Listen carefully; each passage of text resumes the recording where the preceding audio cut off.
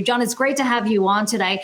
Let's start by those restrictions, because there's no question a lot of those businesses that you have been speaking to are looking at those announcements saying, are we going to have a repeat of what we saw in March and April? How demoralizing do you think that would be for these businesses who are just now getting up and running after the reopening? It's unbelievably demoralizing. The process has taken away morale every step of the way, but this second hit really hurts for three big reasons. One, there's no PPP plan in place now. There's no payroll provision. So this shutdown means we're probably losing our employees because we can't afford to sustain our team. There's no added unemployment benefits for the employees when we do lose them now. And then when you hear de Blasio saying we'll probably close in 2 weeks, and you're not making money over these 2 weeks anyway, when you think about that, where is your motivation to open tomorrow? You might as well close right now and cut your losses and hold your cash as much as you can. This is a tough hit for the industry.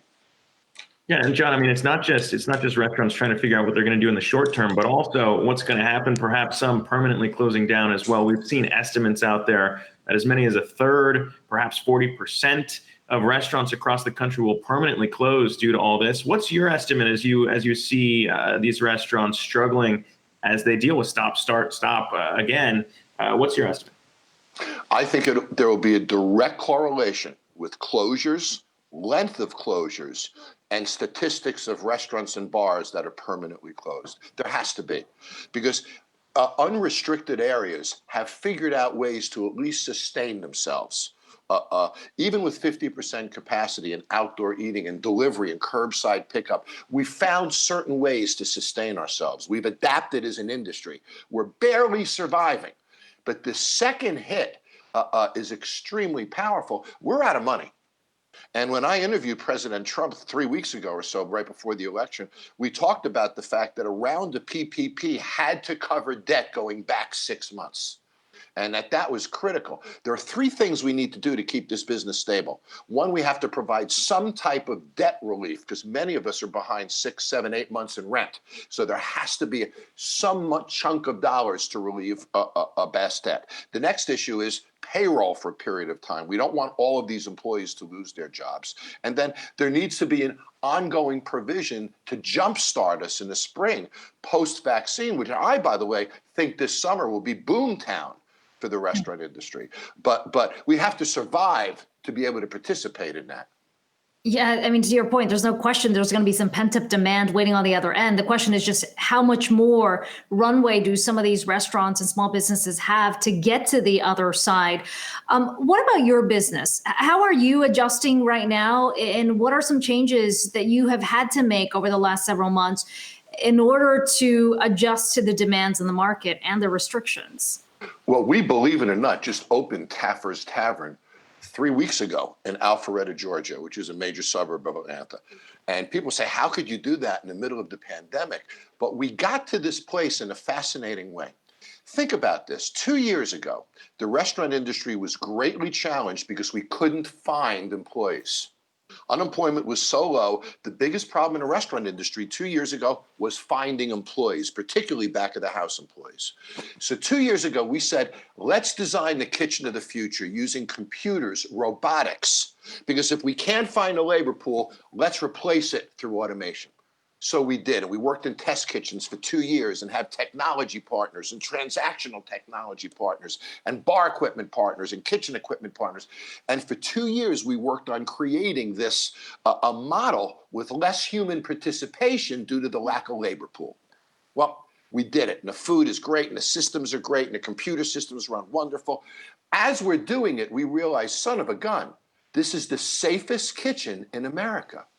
So when COVID hit, coincidentally, with less human contact, less counter space, less raw product and cooked product, all of these physical changes and human contact reductions, son of a gun, we wound up with the Taffer safe dining system. So our processes are extremely unique in the restaurant industry in the way our food is handled, a lack of human contact and preparation, the consistency, the quality. It's fascinating where we landed. Being so COVID safe, because our beginnings were reacting to the economics of the marketplace 2 years ago. And John, I mean, you talked about your interview with President Trump, how surprised you were at his grasping of the issues that these restaurants were going to fail if they didn't get additional PPP support here. Obviously, it hasn't happened post-election. You guys spoke before the election. Now that we moved past it, there was hopes that it would come through here. I guess, are you surprised that someone could have an understanding that these restaurants aren't going to survive, and then we sit here after the election and it still hasn't come through if it is going to wipe out a third of America's restaurants permanently? Well, that starts to become a political answer, and I try to avoid going there. I would only say that the amount of proposals sent from the White House to Congress to facilitate that stimulus package was a very large amount of proposals. And I would say if you look at, and I'm not picking either side, but I would say if you look at Democratic internal discussions which have been published, there are many Democrats who are a little angry at their speaker for holding back those bills because their constituents have been hurt as a result by it. So it's all where you choose to place the blame. But I would say I'm a numbers guy. When you look at the amount of proposals that came out of the White House to Congress versus Congress to the White House, it's like 11 zip. So I'm not sure placing that blame on the White House is a reasonable assertion, candidly, and I'm being non-political in that statement. And John, I want to get back to what you said about your tavern, your restaurant that you just opened, about this focus on automation, really, how that has somehow worked out in terms of timing. Is that where the restaurants are headed? And this is something that we've heard increasingly from some owners who say, we're trying to make things less with less contact. We're trying to make sure things, they're able to address the concerns about the virus spreading. Does that ultimately lead to more automation and less jobs in the sector? Well, it's interesting. In medical sciences, almost every checkpoint where we protect ourselves has some type of a scientific basis to it. So in our restaurant, we have things like after you wash your hands, you put your hands under a scanner. If there's any viral or bacterial content on your hands whatsoever, you get a red light, you go back to the sink. If your hands are actually sanitary and clean, you get a green light, you get to go to work. So little hand washing alone doesn't do it without that scientific check.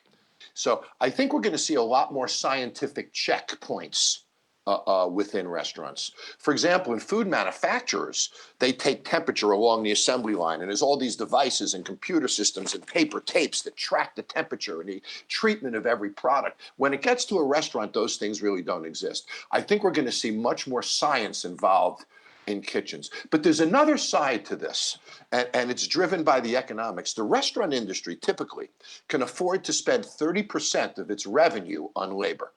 So 30 cents of every dollar goes to labor.